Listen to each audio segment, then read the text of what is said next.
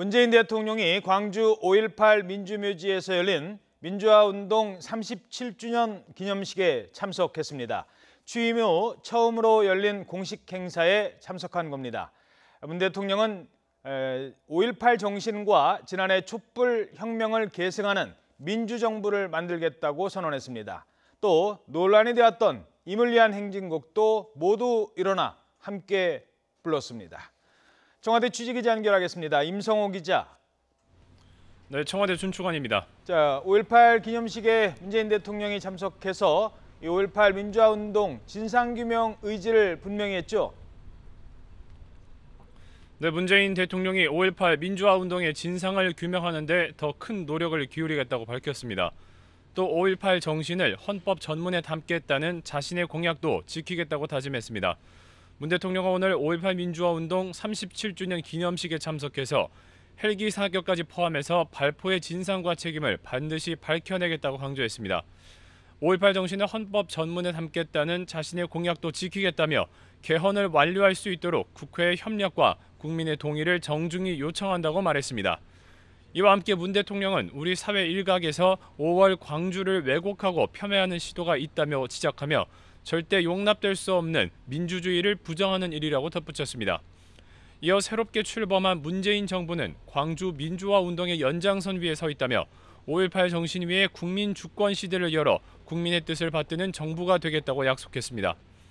문 대통령은 자신의 기념사가 끝난 뒤 5.18 유가족의 추모사를 듣다가 눈물을 흘렸고 추모사를 마치고 퇴장하는 유가족을 따라가서 안아주고 위로하기도 했습니다. 기념사를 끝내 문 대통령은 참석자 만여 명과 함께 임을 위한 행진곡을 따라 불렀습니다. 앞서 지난 11일 문 대통령은 임을 위한 행진곡 제창을 거부해온 박승춘 전 국가보훈처장의 사표를 수리한 뒤 그 다음날 곧바로 임을 위한 행진곡 제창을 준비하라고 국가보훈처에 지시한 바 있습니다. 네, 특사 소식도 알아보죠. 어제 미국과 일본 특사가 출국했는데 오늘은 이해찬 전 총리가 중국으로 떠났죠. 네, 이해찬 전 국무총리는 오늘 오전에 김포공항을 통해서 중국 베이징으로 출국했습니다. 모두 2박 3일의 일정입니다. 더불어민주당 소속인 심재권 국회 외교통일위원장과 김태년 정책위 의장도 동행했습니다. 이 전 총리는 문재인 대통령의 친서를 시진핑 국가주석에게 전달하고 새 정부와 문 대통령의 국정 철학 등을 설명할 계획입니다. 또 한반도 비핵화 방침을 재확인하고 북핵 문제 해결을 위한 중국의 역할 수행과 협력을 요청할 방침입니다. 특히 한반도 사드 배치로 인한 한중 갈등의 해소 방안도 논의될 것으로 보이는데요. 앞서 떠난 홍석현 미국 특사가 미국 측의 사드 배치의 절차적 정당성에 문제가 있다는 입장을 전달하고 이해를 구한 상황이라는 점도 중국 측에 설명할 것으로 보입니다. 일본군 위안부 피해 등 한중 공동의 역사 문제에 대해서도 논의될 가능성이 있습니다.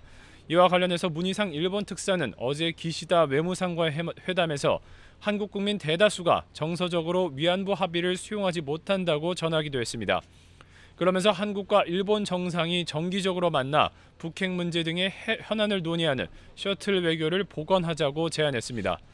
이런 가운데 유럽연합 EU 특사인 주윤재 서강대 교수도 오늘 오후 출국할 예정이고 러시아 특사인 송영길 의원은 다음 주 초 떠날 계획입니다. 자, 이렇게 특사가 파견되면서 정상 외교, 또 북핵 문제 등 외교 안보 분야의 중요성이 커지고 있는데 그런데 정작 이 청와대 외교 안보 라인 인선이 좀 늦어지고 있어요. 네, 그렇습니다. 특히 외교 안보 사령탑인 청와대 국가안보실장 인선에 대해서 문재인 대통령이 장고를 거듭하고 있습니다. 이와 관련해서 청와대 관계자는 국방 안보와 외교 상황을 종합해서 관리하는 이 안보실장직의 중요함 때문에 문 대통령이 굉장히 신중한 모습을 보이고 있다고 전했습니다.